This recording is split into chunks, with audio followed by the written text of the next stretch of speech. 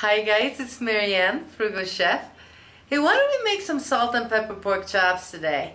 These are a little elaborate, it takes a few steps, but I promise you, you're gonna love this. It is very, very good.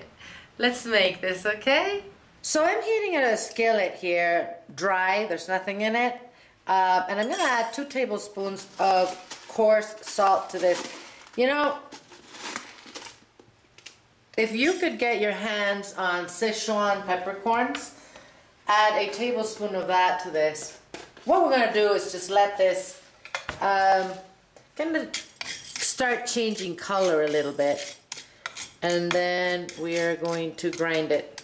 Since I can't get Sichuan peppercorns, I'm going to go ahead and use white pepper for this recipe.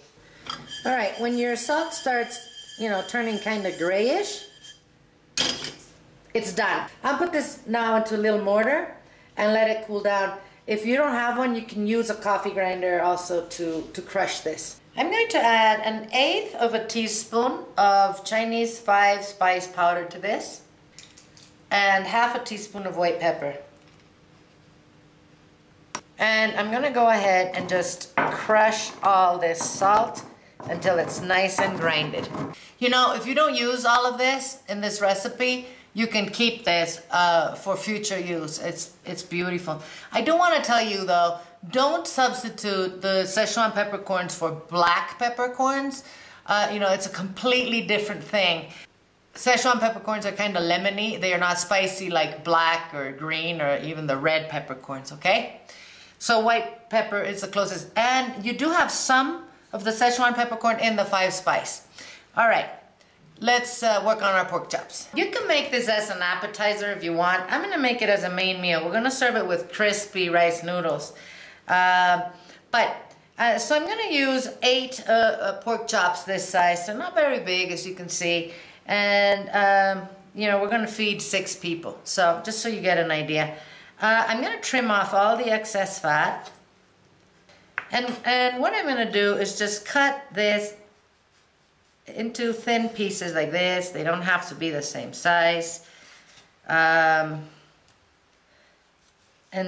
will definitely use the bone. Yum. Okay, that's what I'm going to do with all of the pork chops. We'll leave a little meat on the bone because yum. Nice to chomp on. Alright, this is what I have after cutting out all the fat. And as I said, I have the bones here on the side. I'm going to put this in a big Ziploc bag and we're going to work on our marinade. I'm going to put about 1/8 of a cup of sherry into this. I'm going to add about 1/4 of a cup of soy sauce, a teaspoon of brown sugar, a few drops of sesame oil. I added 1/2 tablespoon of our prepared salt in there. We're going to mix this. I am going to add 4 garlic cloves, which I smashed, and this is absolutely optional, guys. And of course, chili pepper. These chili peppers are huge. They look like bell peppers. This is about 1/2 of one. I took the membrane and the seeds out, and that is also absolutely optional. I like to feel that little spice in the food, so. I'm going to pour this into the bag. Alright, I'm going to seal this and I'm going to kind of massage that marinade so that everything gets a little bit of it and it gets coated nicely. This is going to go in the fridge for at least an hour, but if you want to leave it there until tomorrow, that's cool too. I'll see you in an hour or so. We're going to get our coating ready for our pork. I have a cup of cornstarch in here, 1/4 cup of flour, and I'm going to add 1/2 tablespoon of our prepared salt. And we're just going to really mix this well. Alright, we're going to take the pork out from the marinade and we're just going to make sure it coats well. Put it in there, shake off the excess, and put it on a platter. It is very important that the oil you're using to deep fry this is at 350 degrees. It has to be hot. Otherwise, you're not going to get a crisp coat. You're just going to boil the pork inside the oil. So this oil is where we want it. We're going to start frying these in batches. See, that's what you want. And they're going to be in there for about 4 minutes. And we're going to put them out onto a paper towel lined dish. And you know what else, guys? We're going to wait until the oil reheats again. And then we're going to keep on frying these, okay? These have been in the oil for about 4 minutes and they're done.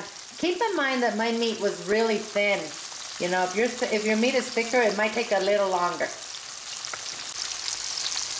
The bones, you know, when you put them in, those will probably take a little longer than the 4 minutes because the meat is thicker on them, of course.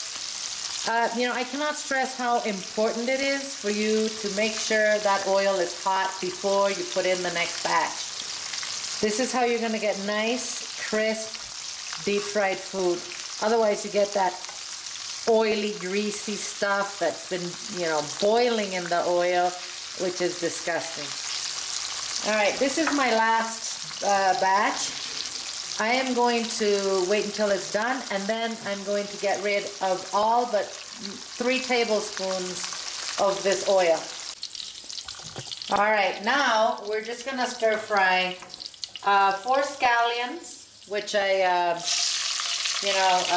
just cut into big pieces, 2 garlic cloves which I sliced, and a chili pepper. You can use jalapeno, you can use serrano, whatever you want. So we're just going to stir fry this for, you know, a minute or 2. And I'm going to return all of that cooked pork to this skillet. Make sure that all of that gets nice and reheated. Right, you don't need to add any more of that salt to this because it's on the coating. If you want to have, you know, I mean, taste it if you want more salt. It's salty enough. It's delicious, actually. But if you would like to actually add it at the end, then just don't put it on the coating. You don't want this to be super salty, you know. All right, this is ready. Let's plate it. Oh my Lord, check that out. Doesn't that look good? Hey, you know, the chili pepper, of course, is spicy. So if you're going to be feeding this to kids or something, you might not want to plate it. Or just don't put it into the pan, you know, into the skillet if you're not into spicy. I'm going to serve this with, you know, I'm going to set the salt on the table in case somebody wants to put on some more. I'm telling you it's enough. And maybe some soy sauce. But this is good stuff, guys. This recipe will be on the website waiting for you guys to come and print it. Make sure you check out all our other Asian, you know, recipes. We have a lot of them. Eat well, my friends, without going broke. I'm going to see you guys soon. I forgot to eat this in front of you guys, but as you can see, I've been very diligently going through my plate. Let me tell you, this is nice. It is spicy, as I said, but the meat has that nice little flavor from the 5 spice, and it's the coating. It's nice and light and crunchy at the same time, and you know the rice noodles, of course, absolutely fabulous. I added a little bit of spicy soy sauce to this. That's what you're seeing on my plate. Good stuff, guys.